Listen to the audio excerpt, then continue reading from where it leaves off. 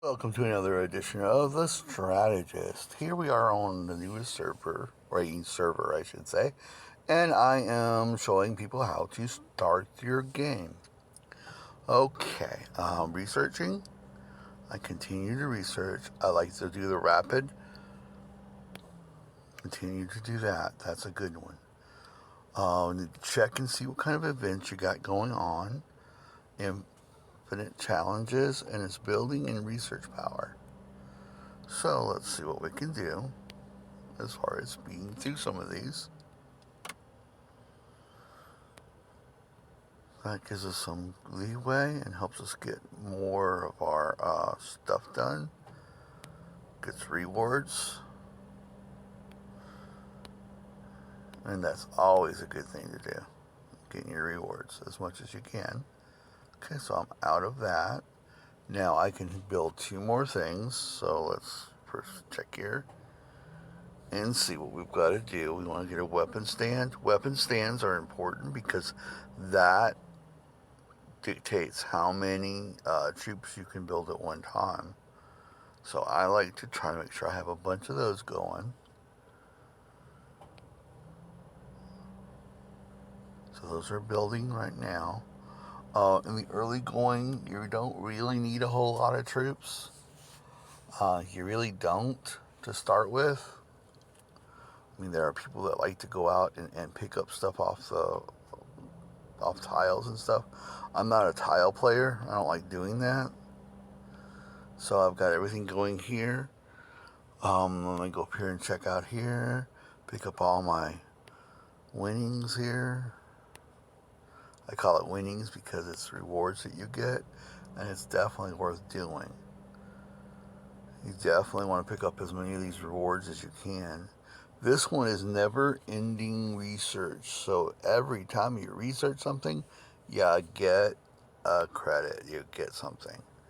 And the goal is to get down here to the last one.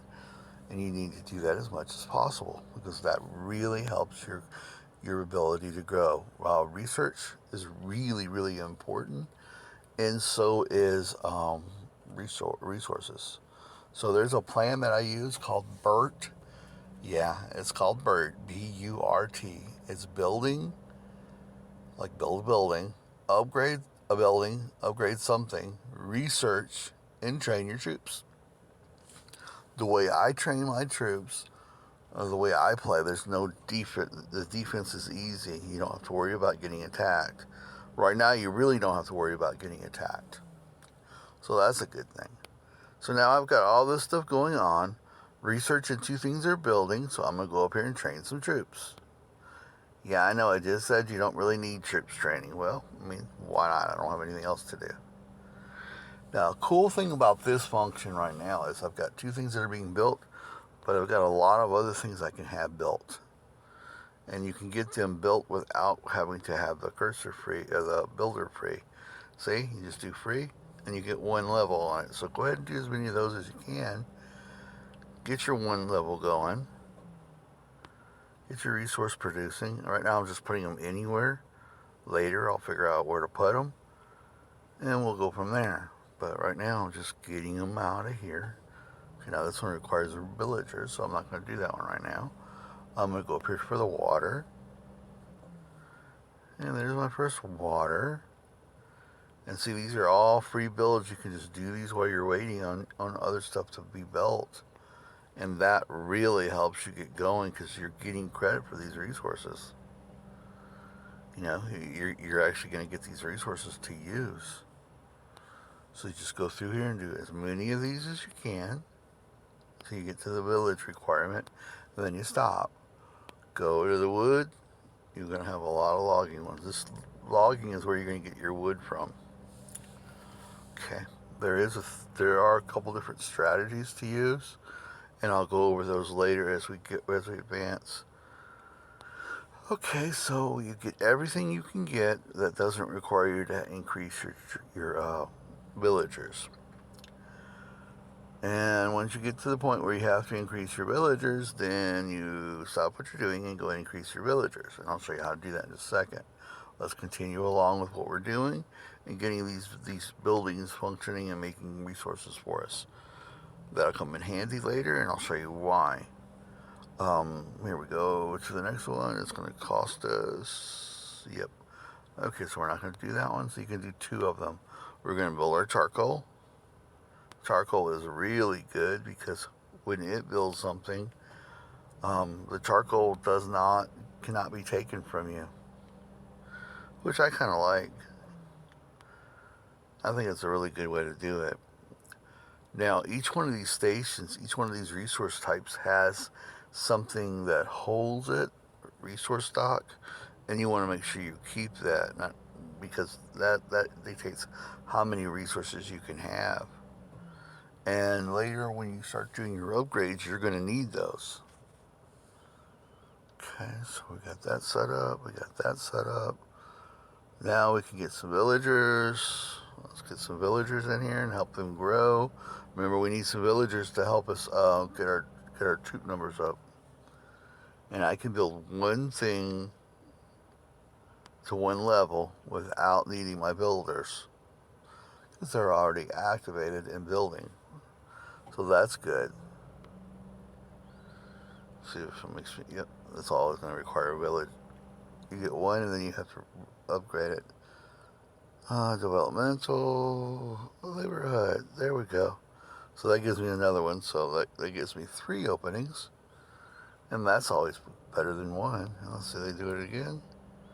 I don't really like Lucky Gardens. I don't really do the Lucky Garden. I don't like it. I don't see a point in it. Okay, so we're going to go to the cavalry. Let's get that set up. That's always a good thing to have, because Cav 1, Tier 1 cavalry is the best thing as far as going out on tiles or load capacity. You want to have your T1s. Don't worry about the rest of them. The higher tiers are not good. The Witch Doctor is really good because it increases, if your troops when you attack and they get wounded, they go there first. If you have enough doctor capacity, then you're going to have troops, the wounded troops will be healed when you use resources to get them back up. But if you didn't have enough, that would cause an overflow, and those would die. Your troops would die then. So you don't want to have that happen. So here we go. We're going to keep our military going. Like I said, right now I'm just putting them out there until I start using troops or bringing about the villagers, and I'm not worried about I don't want to worry about the villagers right now. But it looks like I'm at the level where I have to worry about it. All right, so when you get to the point where you need a population, you're going to come to this one. This is called the Bonfire Plaza, and you're going to tap transport, and you're going to send them some resources. Now this will increase, your population will start to increase now. See how it's going up? All right, and then we'll just wait for it to do that. And we have this. We're going to go ahead and make us some T1s. And then we're going to go down to this one and have it build us some archers, which we're not going to use because I don't play like that, but whatever. Now it's 103, so let's get something else going. The Hero's Lodge. This is very important because once you're attacking these wild animals, the higher your Hero Lodge, the more experience you're going to get.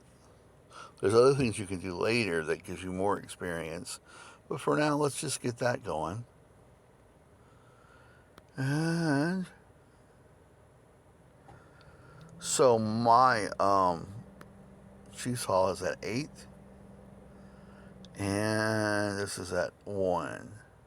So if I upgrade it, I don't have enough food. So what I'm going to do is go find me some food. The way I'm going to do that is I'm going to go up here and search these different animals. This is the Megalosaurus. See the food icon? The dire wolf has wood. The carved tooth has stone. And the giant warthog has ... pelts. And then, of course, the gold thief has gold. And the barbarians are... Well, you know what the barbarians are. All right, so let's go up here.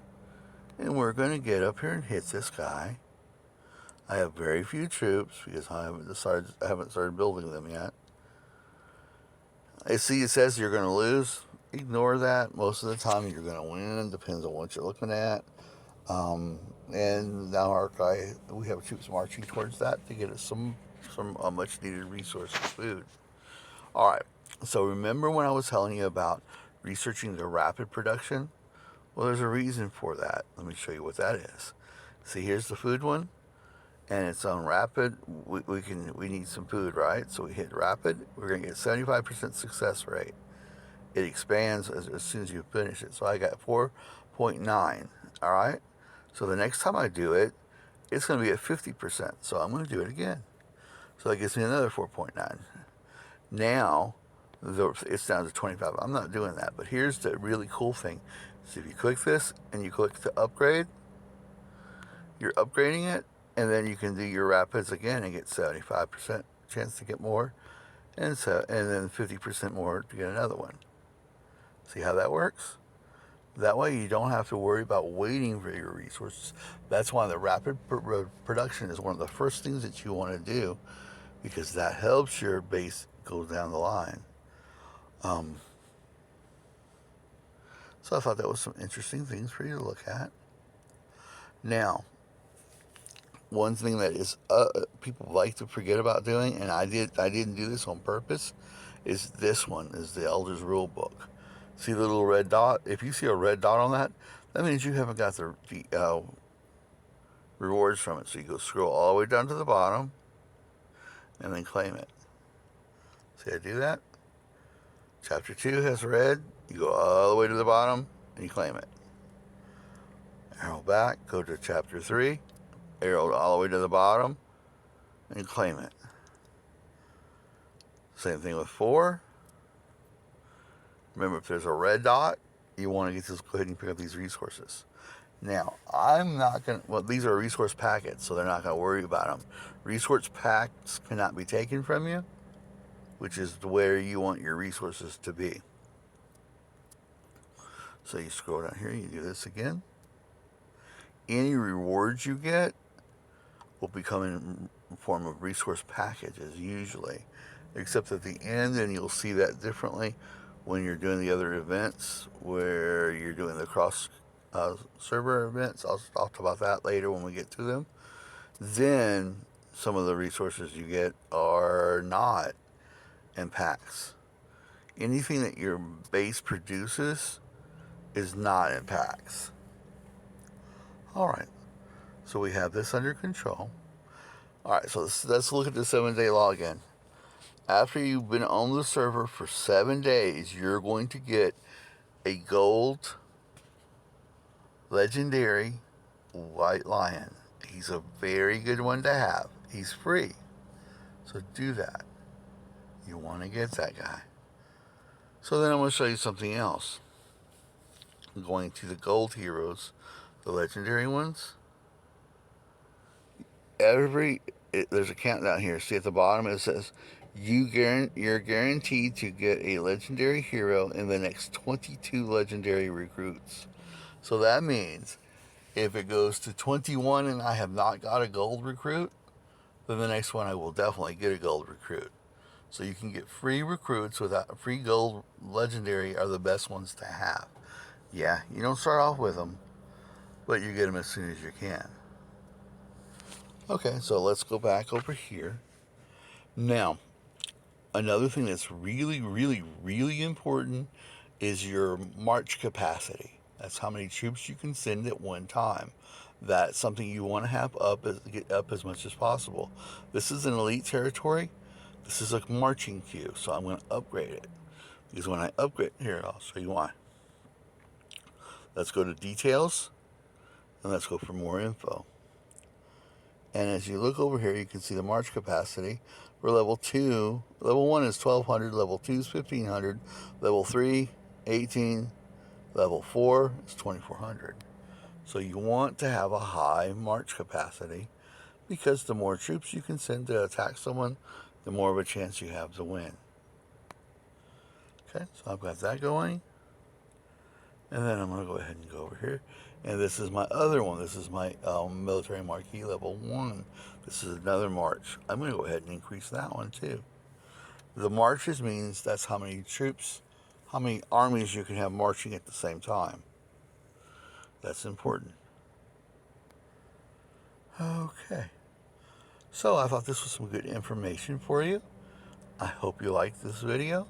And if you have any questions or anything else about what you want to do or what you think we should do, this video, this whole thing will be videos. I'm going to make videos on what's going on so you can see how I develop and why I develop it. So anyway, thank you for your time, and I hope you enjoyed this video. If you did, please like it, please share it. If you have comments or if you have something you want to ask me or something you want to tell me, that's comments, right? You can just let me know. I appreciate your time. Thank you.